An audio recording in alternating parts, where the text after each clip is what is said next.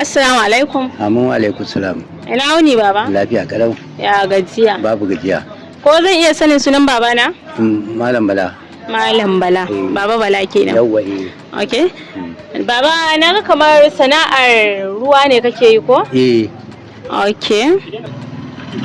Baba za ka iya gaya mana, za ka iya faɗa wa al'umma irin ci gaban da ka samu? In Allah da. Okay. An ci gaba. Okay. Tunda yace zan zo nan yan sana'ata in je in ci da iyali in aikin gona kaga nan ma ci gaba ne. Gaskiya. Yawwa.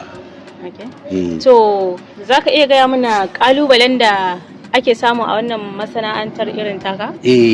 Okay baba. Tunda kalubale kamar yanzu damunan nan ba ciniki. In ruwa ya kwace gari shuru masu kuraye ba sa kinga duk kuraye wasu ma ba a taba su ba. Amma rani ne ana guyar ruwan nan har layi ake kaiwa can. Okay. Kenan a rani kasuwa ku tafi tafiya sosai. Tafi tafiya. A damana kuma saboda yanayin hakuri ake dan samu. Saboda yanayin ruwa kenan ko ina ana samun ruwa. Ko ina ana samun ruwa. Wani sa'in ma kuma ruwa zai hana ma dauka ma. Gaba daya. To baba, idan Allah ya sa ka ci gaba, wani irin taimako za ka iya yi wa al'umma kenan?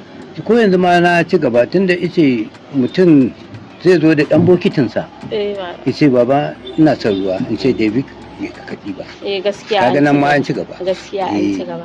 To baba na gode, Allah Ubangiji ya ƙara ɗaukaka ku. Allah Ubangiji ya ƙara kawo kasuwanci mai albarka. Amin. Na gode. Yawwa sannu.